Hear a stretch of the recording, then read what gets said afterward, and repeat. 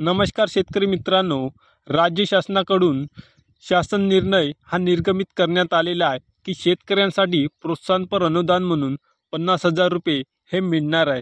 तर शेतकरी मित्रांनो, महात्मा ज्योतिराव फुले कर्जमुक्ती योजना या योजनेअंतर्गत कोणत्या शेतकऱ्यांना प्रोत्साहनपर अनुदान 50,000 रुपये याचा लाभ मिळणार आहे व राज्यातील एकूण किती शेतकरी या लाभासाठी पात्र असणार आहे त्या संबंधित संपूर्ण माहिती या व्हिडिओमार्फत आपण घेण्याचा प्रयत्न करणार आहोत।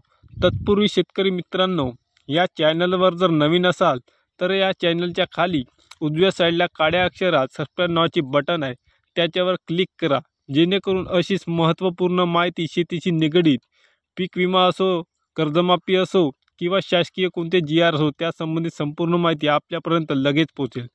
तर शेतकरी मित्रांनो, महाराष्ट्राचे मुख्यमंत्री एकनाथ शिंदे साहेब यांनी घोषणा केलेली आहे व शासन पत्रकसुद्धा काढलेलं आहे की महात्मा ज्योतिराव फुले शेतकरी कर्जमुक्ती योजना 2019 अंतर्गत शेतकऱ्यांना प्रोत्साहनपर लाभ देण्यात येणार आहे। या संबंधित शासन निर्णय देखील निर्गमित केलेला आहे। तर शेतकरी मित्रांनो, कोणत्या जिल्ह्यातील शेतकरी या योजनेसाठी पात्र असणार आहे त्या संबंधित संपूर्ण सखोल माहिती आपण GR नुसार घेणार आहोत। तत्पूर्वी शेतकरी मित्रांनो, 2019 मध्ये देखील हा शासन निर्णय काढलेला होता आणि 2024 मध्ये देखील हा शासन निर्णय काढलेला आहे। त्या दोन्ही शासन निर्णयामध्ये कोणतं अंतर आहे व त्यामध्ये व या नवीन GR मध्ये कोणता बदल केलेला आहे त्या संबंधित संपूर्ण माहिती या व्हिडिओमध्ये आपण घेणार आहोत। तर शेतकरी मित्रांनो, राज्यात एकूण 153 लाख शेतकरी असून शेती व शेतीशी निगडीत कामाकरिता शेतकरी व्यापारी बँक आणि जिल्हा मध्यवर्ती सरकारी बँक यांच्याकडून समस्त शेतकरी वर्ग हा आपला कर्ज घेत असतो आणि 2015 ते 16 नंतर 18 ते 19 या 4 वर्षाच्या कालावधीमध्ये 2015 ते 16 आणि 18 ते 19 या सलग 4 वर्षाच्या राज्यातील विविध भागात या काळामध्ये दुष्काळ सदृश परिस्थिती हे निर्माण झाली होती। त्यानंतर त्या जिल्ह्यामध्ये वेळी अवेळी पाऊस पडल्यामुळे शेतकऱ्यांचे मोठ्या प्रमाणामध्ये नुकसान झालेले होते। या नैसर्गिक आपत्तीच्या पार्श्वभूमीवर शेतकऱ्यांचे नुकसान झाल्यामुळे मागील काही वर्षात शेती निगडीत कर्जाची मुदत हे परतफेड होऊ शकलेली नाही। त्यामुळे परिणामी शेतकरी हा थकबाकीदाराच्या कर्जाच्या दुष्कर चक्रामध्ये सापडला गेलेला होता। त्यामुळे अनेक शेतकऱ्यांनी कर्जाचा भरणा देखील केला नव्हता। त्यासाठी शासनाने त्या काळामध्ये राज्याचे मुख्यमंत्री होते ठाकरे साहेब, त्यांनी 2019 मध्ये महात्मा ज्योतिराव फुले शेतकरी कर्जमुक्ती योजना ही जाहीर केली होती। त्यानुसार 27/12/2019 शासन निर्णय देखील निर्गमित करण्यात आला।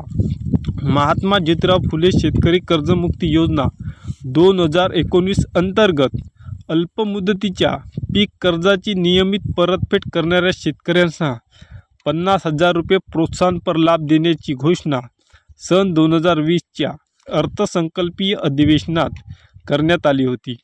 तथापि मार्च 2020 पासून संपूर्ण देशात उद्भवलेल्या कोविड-19च्या पार्श्वभूमीवर राज्यात आर्थिक घडी हे विस्कटल्यामुळे सदर आश्वासनाची पूर्तता करणे हे त्या काळामध्ये शक्य झालेले नव्हते।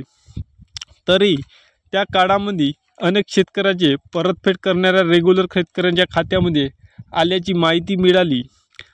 त्यानंतर 2022च्या अर्थसंकल्पीय अधिवेशनात अल्पमुदतीच्या पीक कर्जाची नियमित परतफेड करणाऱ्या शेतकऱ्यांना 50,000 रुपये प्रोत्साहनपर लाभ देण्यासाठी सन 2022-23 या वित्तीय वर्षात अर्थसंकल्पीय व तरतूद करण्याची घोषणा करण्यात आली। त्यानुसार अल्पमुदत पीक कर्जाची पूर्णतः परतफेड केलेल्या शेतकऱ्यांना पीक कर्जाच्या रकमेवर जास्तीत जास्त म्हणजे 50,000 रुपये प्रोत्साहन लाभ हा मिळण्यात आलेला होता।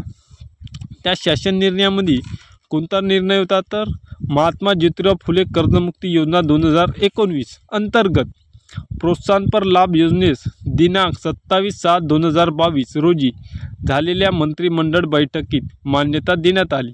त्यानुसार राज्यातील पूर्णतः कर्ज परतफेड करणाऱ्या शेतकऱ्यांना प्रोत्साहनपर लाभ देण्याच्या योजनेत खालील शासन मान्यता देण्यात येत आहे। तर शेतकरी मित्रांनो, योजनेचा तपशील काय होता त्या काळामध्ये? योजनेचा तपशील असा होता की महात्मा ज्योतिराव फुले शेतकरी कर्जमुक्ती योजना 2019 अंतर्गत प्रोत्साहनपर योजना। ज्या शेतकरी रेग्युलर होते, जे शेतकरी नियमित कर्जाची भरणा करत, त्या शेतकऱ्यांना 50,000 रुपये सानुग्रह राशी ही त्या काळामध्ये देण्यात आलेली होती। तर ते कोणता? तर ज्या शेतकऱ्यांचं, शेतकरी मित्रांनो, नियमित कर्ज भरून देखील ज्या शेतकऱ्यांना 50,000 रुपये प्रोत्साहनपर लाभ हा मिळाला नाही, तर त्या कोणत्या काळामधील आहे तर ते लक्षपूर्वक ऐका। जर कर्जमाफी आणि ज्या शेतकऱ्याने रेग्युलर कर्ज भरलं व त्या शेतकऱ्यांना, त्या कोणत्याच काळातील शेतकऱ्यांना 50,000 रुपये सानुग्रह राशी मिळाली नाही, तर लक्षपूर्वक ऐका। नियमित कर्जफेड करणाऱ्या शेतकऱ्यांना प्रोत्साहन लाभ देण्यासाठी 2017-18, सन 2018-19, सन 2019-20 या सलग कालावधीत विचारात घेतात मान्यता देण्यात येत आहे। या 3 वर्षात पैकी कोणत्याही 2 वर्षात पीक कर्जाची उचल करून नियमित परतफेड केलेल्या शेतकऱ्यांना या योजनेचा लाभ देण्यात आलेला होता।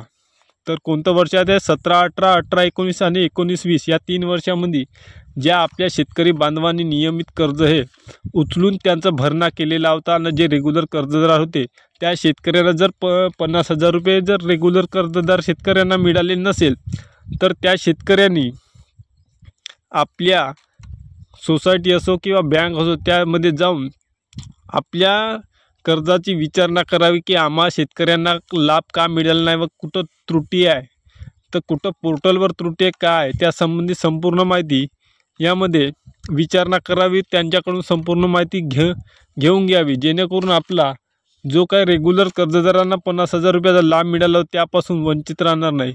सन 2017-18 या वित्तीय वर्षात घेतलेल्या अल्पमुदत कर्ज दिनांक 30 जून 2018 पर्यंत पूर्णतः परतफेड केलेले असल्यास, सन 2018-19 या वित्तीय वर्षात घेतलेले अल्पमुदत पीक कर्ज 30 जून 2019 पर्यंत परतफेड केलेले असल्यास, सन 2019-20 या वित्तीय वर्षात घेतलेले अल्पमुदत पीक कर्ज दिनांक 31 ऑगस्ट 2020 पर्यंत पूर्णतः परतफेड केलेले असल्यास, अथवा 2017-18, 18-19, 19-20 या 3 वर्षात बँकेच्या मंजूर धोरणाच्या अनुषंगाने पीक कालावधीनुसार कर्ज परतफेड देय दिनांक यापैकी जी नंतरची असेल त्या दिनांकापूर्वी कर्जाची पुनर्दा परतफेड केली असल्यास, या शेतकऱ्यांना दिनांक 18, 19, 19-20 या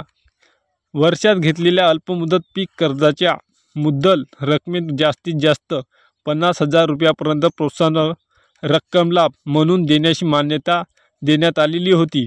त्यामुळे जो काही शेतकरी असेल त्या शेतकऱ्यांना नियमित कर्ज भरून देखील जर शासनाकडे आपले जर पैसे रेंगाळत असेल, तर त्या शेतकऱ्यांनी त्वरित आपली सोसायटी असो किंवा बँक असो, ज्या मार्फत आपल्याला कर्जाची उचल करता येते व जिथून आपण शेती संबंधित व्यवहार हा त्यानुसारच करत असतो, तर तिथे जाऊन त्यांनी आपलं नाव हे यादीमध्ये पाठवले किंवा नाही पाठवलं, किंवा त्यांच्याकडे जाऊन विचार करा की आम्ही 3 वर्ष सलग रेग्युलर कर्जदार भरून देखील आम्ही जर रेग्युलर तुमचं जर कर्ज थकवलं नाही, तर आम्हाला बाकी शेतकऱ्यांप्रमाणे सानुग्रह राशीचे 50,000 रुपये आमच्या खात्यावर वर्ग करण्यात यावे, असं त्यांना विचारणा करावी।